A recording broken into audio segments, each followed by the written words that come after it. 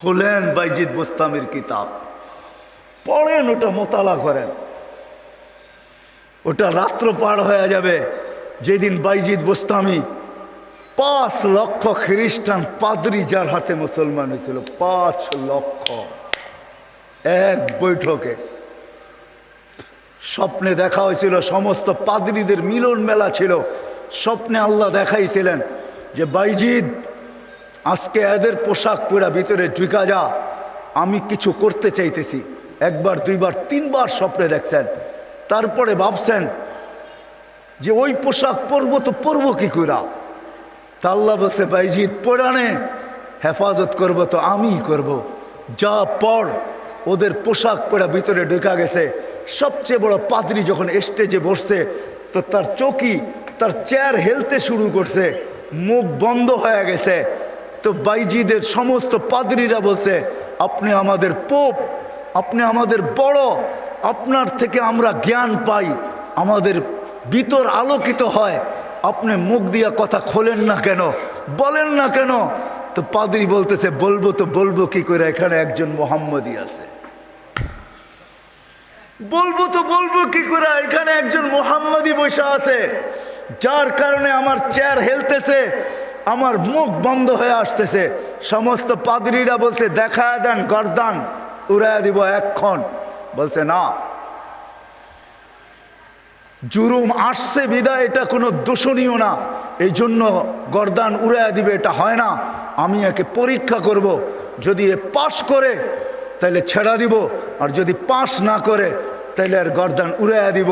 62টা প্রশ্ন করছিলেন, 62টা। কয়টা? কয়টা? কয়টা?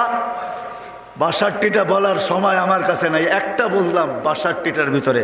বলছিল কুকুর ঘেউঘের ভিতরে কি বলে। 62টা যখন পুরা বলা দিছেন তো জিজ্ঞাসা করছে আমি সত্য বলছি। তো পাদ্রী বলতেছিল সাদাক্তা, তুই সত্য বলছ। বলে তুমি 62টি প্রশ্ন করছো, আমি একটার জবাব, প্রত্যেকটার জবাব দিছি, আমি তোমাকে একটা প্রশ্ন করব, জবাব দিবে? বলে পড়ো, করো প্রশ্ন। বলে আকাশ আর জান্নাতের চাবি কি? আকাশ আর জান্নাতের চাবি কি? বড় পাদ্রী চুপ হয়ে বসে গেছে। 5 লক্ষ পাদ্রী ধরছে যে 62টার জবাব দিছে, আপনি একটার জবাব দিবেন না, তো দিবেন না কেন? বলছে আমি জবাব জানি, দিলে তোমরা আমাকে মানবে না, মানবে এটা আগে বলো। বলছে অবশ্যই আপনি আমাদের বড় পোপ, যা বলবেন আজকে তাই মানবো। বলে জান্নাত আর আকাশের চাবি হইল লা ইলাহা ইল্লাল্লাহ মুহাম্মাদুর রাসূলুল্লাহ। 5 লক্ষ একবারে মুসলমান হয়েছে ওই বাইজিদ বোস্তামি রহমতুল্লাহ আলাইহির হাতে। হায় হায়, আবু হানিফার জানাজা দেখা 90,000 খ্রিস্টান মুসলমান হয়েছে। জানাজা দেখা, মুর্দা দেখা। ইমাম তাইমিয়ার জানাজা দেখা 50,000 খ্রিস্টান মুসলমান হয়েছে। আহমদ ইবনে হাম্বল রহমতুল্লাহ আলাইহি জানাজা দেখা 60,000 খ্রিস্টান মুসলমান হয়েছে। শুধু শুধু আহমদ ইবনে হাম্বল রহমতুল্লাহ আলাইহি বলেন নাই আমাদের জানাজা আমাদের সততার প্রমাণ। আমাদের সততার প্রমাণ হলো যে আমরা যে সত্য, এটার প্রমাণ হলো আমাদের জানাজা। 60,000 খ্রিস্টান মুসলমান হয়েছে মুর্দা দেখা। জিন্দা অবস্থায় কতটি হয়েছে আল্লাহ জানে। তো যেটা আমি বুঝাইতেছিলাম, ওইখানে আছে কুকুর কি বলে বলো। প্রথম শুরু করছে 1 বলো যেটার 2 নাই, 2 বলো যেটার 3 নাই, 3 বলো যেটার 4 নাই, 4 বলো যেটার 5 নাই, 5 বলো যেটার 6 নাই, 6 বলো যেটার 7 নাই। এরকম 62টা প্রশ্ন করছেন। 62টা প্রশ্নের জবাব দিছেন বাইজিদ বুস্তামি রহমতুল্লাহ আলাইহি। আর বাইজিদ এমনি হয় নাই। ওনার আব্বা ছিলেন না। কাহিনী আমি অন্যদিকে চলে যাব। আমরা তো ছেলে পেলেকে বানাইতে চাই না, মাও আজকে বানাইতে চায় না, বাপও বানাইতে চায় না। আমরা বানাইতে চাই দুনিয়ার এডুকেটেড। রাগ হয় না, পায়ে হাত পড়ি। আপনি সাধারণ শিক্ষায় শিক্ষিত করতে চান, ঠিক না? জেনারেল শিক্ষার মানে কি? ডিকশনারিতে কি লেখা আছে জেনারেলের অর্থ বলো? যারা কলেজে পড়ছেন, স্কুলে পড়ছেন, বলেন জেনারেলের অর্থ কি? সাধারণ। সাধারণ কোনোদিন গৌরবের বিষয় হয় না। সাহাবাদের কাছে অসাধারণ ছিল, এই জন্যই তো ম্যাককে অনুগত্য করতে পারতেন। এই জন্যই সমুদ্রের উপর দিয়ে ঘোড়া দৌড়াইতে পারতেন। এই জন্যই তার বিহীন, প্রযুক্তিবিহীন 3000 কিলোমিটার দূরে কথা বলতে পারতেন, পাহাড় দেখাইতে পারতেন। সারিয়াতাল জাবাল, অসাধারণ বিদ্যা, এরা বিদ্বান ছিল। আমরা তো সাধারণ বিদ্যায় বিদ্বান হই, গৌরবের আর শেষ থাকে না। আমরা এডুকেটেড, আমরা জেনারেল শিক্ষায় শিক্ষিত। রাগ হয়ে যাবেন? একটা উদাহরণ দিই। আমাদের অবস্থা এরকম, এক ব্যক্তি জাপান থেকে গাড়ি কিনে আনছে, তো গাড়ির 3 দিকে জাপানি ভাষায় বড় বড় অক্ষরে লেখা। তো সে মনে করছে অনেক কিছু ভালো কথা লেখা হবে, বিদায় এটা কেনার পরে আর মোছে নাই, না মুছেই চালাইতেছে, লেখাটা আর মোছে নাই। একটা ক্রেডিটও তো আছে, ঠিক না? সামনের গ্লাসে তো লেখা যায় না, 3 দিকে লেখা, এটা চালাইতেছে। তো কোনো জাপানিজ আসছে বাংলাদেশে, তো ও আরেক গাড়ি দিয়া যাইতেছে, তো দেখতেছে ওই লেখা গাড়িটা সামনে দিয়া যাইতেছে, 3 দিকেই লেখা। তো মুস্কি মুস্কি হাসতেছে। তর্জমান জিজ্ঞাসা করতেছে, তুই হাসিস কেন? কই সামনের গাড়িটা দেখে হাসি। কয় কেন, কি এটার ভিতরে? কয় যে 3 দিকেই তো লেখা, ও মোছে নাই কেন এটা?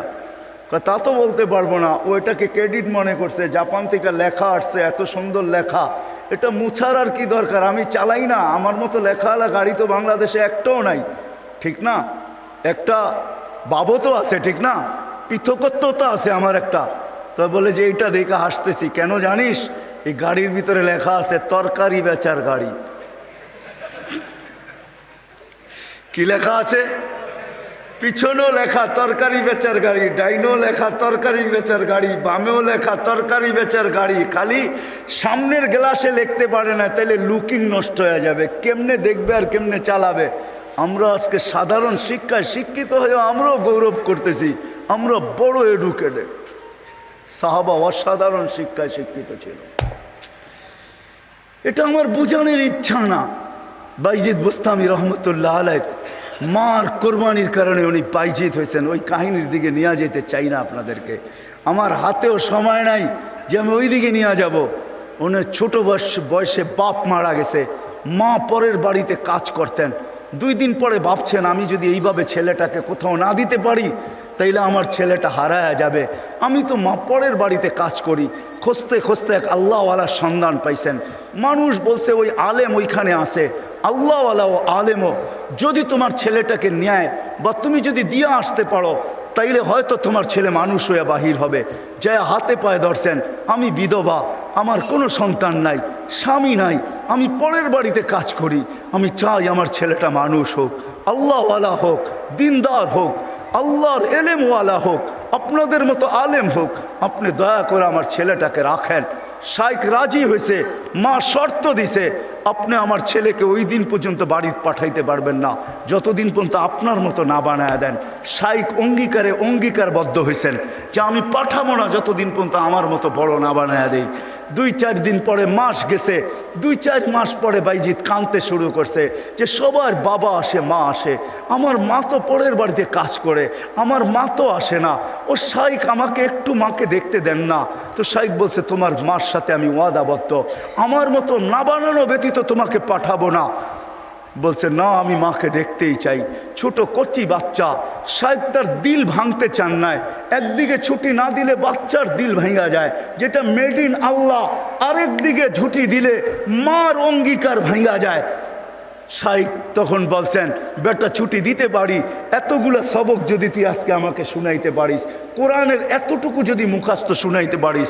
বাইজিদ বুস্তামি কোরআন নিছেন, হাত উঠায়া দিছেন, মালিক মাকেই তো দেখতে যাব, কোরআন তো দিলের ভেতরে তুই জমায়া দিবি, তুই না দিলে তো আমি মুখস্থ করতে পারবো না। চোখের পানি, কচির ঠোঁটের পানি ছেড়া দিয়া বাইজিদ যখন হাত তুলছেন, পৃষ্ঠা উল্টাইতে ছিল কথা, কোরআন যেন ভিতরে যেরকম আমরা আমাদের মোবাইলের ভিতরে নেই, ব্লুটুথের মাধ্যমে, শেয়ার হিটের মাধ্যমে, হোয়াটসঅ্যাপের মাধ্যমে সে পৃষ্ঠা উল্টাইতে ছিল, কোরআন তার ভিতরে গাঁথতে ছিল। যতটুক সবক শাইখ দিছে এর চেয়ে বেশি যায় বলছে শাইখ রেডি হয়ে গেছে। বলছে তুমি এটা মুখস্থ করলা, তো করলা কি কইরা? মুচকি হাসি দিয়া বলছে, শাইখ কালাম যার সে বসায় দিছে। তো শাইখ বুঝছে এটা কোনো সাধারণ ছেলে না, ছুটি দিছে, বাড়িতে গেছে, দরজা খটখটাইছে। মা জিজ্ঞাসা করছে ভিতর থেকে কে? বলছে বাইজিৎ। বলছে না, আমার বাইজিৎ আসতে পারে না। আমি তো শাইখকে বলে আসছি বাইজিৎ ওই পর্যন্ত আসবে না, যেই পর্যন্ত শাইখের মতো না হয়, আল্লাহওয়ালা না হয়, আমার বাইজিৎ আসবে না। তুমি আমার বাইজিৎ হতে পারো না। মা দরজা খোলেন নাই। মাও এরকম ছিল। এই জন্যই তো বলে মা যদি ফাতেমা হয় তো সন্তান হাসান হোসাইনি হয়, মা যদি ফাতেমা হয় তো সন্তান আব্দুল কাদের জিলানি হয়। মা যদি এরকম হয় তাইলে ছেলেও বাইজিৎ বুস্তামি হয়। বাইজিৎ ফিরে আসছে, এসে বলছে শাইখ আমাকে আর ছুটি দিবেন না। আম্মা দরজা খোলেন নাই। আম্মা মানতেই রাজি ছিল না যে আমি ওনার বাইজিৎ। একাধারে যখন 1 বৎসর 2 বৎসর 12 বৎসর কেটে গেছে, তার পড়া কমপ্লিট হয়ে গেছে। 18 বৎসর বয়সে যখন শাইখ বাইজিৎ বুস্তামি উপনীত হয়েছেন, পড়া কমপ্লিট, রাত্রে তাহাজ্জুদ পড়তেছেন, সেজদায় যখন কাঁদতেছেন, পড়া কাঁদতেছে, শাইখ ঘুমাইতেছে, আল্লাহ রসুল স্বপ্নে আসছেন। আর আয়সা বলতেছে ওঠো বাইজিৎকের কাছে যাও, তোমার মাথার পাগড়ি বাইজিৎকে পড়াও, আমরা বেলায়েতের পাগড়ি বাইজিৎকে আজকে পড়াইতে চাই।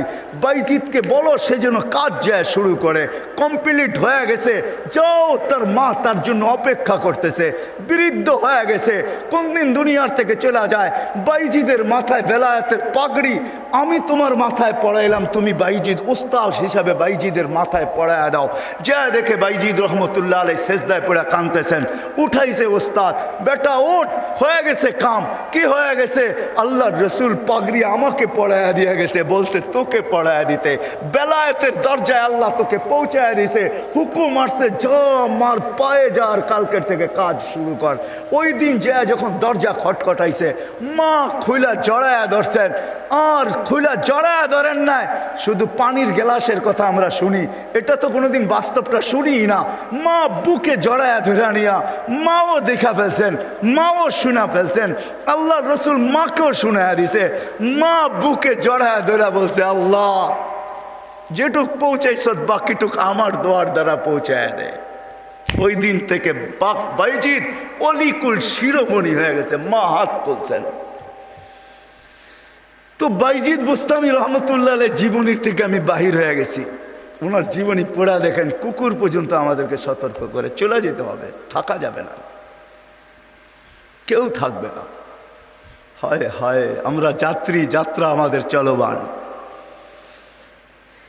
আজকে আসি কালকে থাকবো না, কিন্তু নিজেকে প্রস্তুত করে নিয়ে যেতে হবে, গুছায় নিয়ে যেতে হবে, বানায় নিয়ে যেতে হবে। যুবক তুমিও তোমাকে বানায় নিয়ে যাও।